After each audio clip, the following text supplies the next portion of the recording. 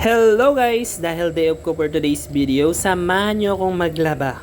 At dahil hindi nga tayo anak ng kontraktor, kailangan bumangon tayo ng maaga. Hindi tayo pwede matulog hanggang tanghali. Naku po!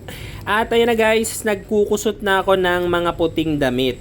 So inuna ko yung mga puting damit. Susundan yan yung mga decolor. Kayo ba guys, paano ba kayo maglaba?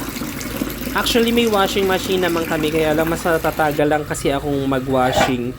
Kaya nagkukusot na lang ako. Tapos nandito na tayo sa pagkukusot ng mga short. Tapos na ako sa decolor na damit at sa puting damit.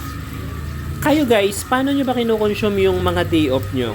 Kasi ako minsan pumupunta ako sa mall, nagsisimba, nanonood ng sine, libot-libot sa mall. Or minsan naman, eto naglalaba tapos naglilinis ng kwarto. So ayan guys, samahan nyo akong magkusot-kusot ng ating mga short.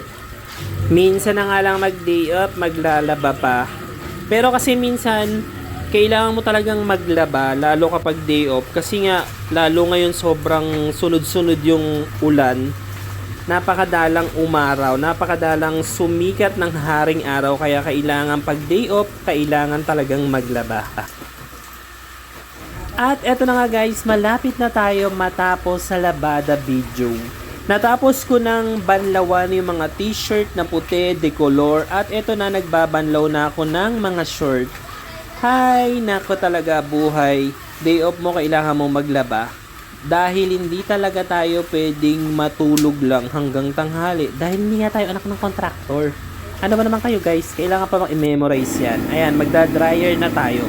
So, na-dryer ko na yung mga puti. Susunod na dyan, yung mga decolor. Kasi nagbabad na tayo ng decolor na may downy.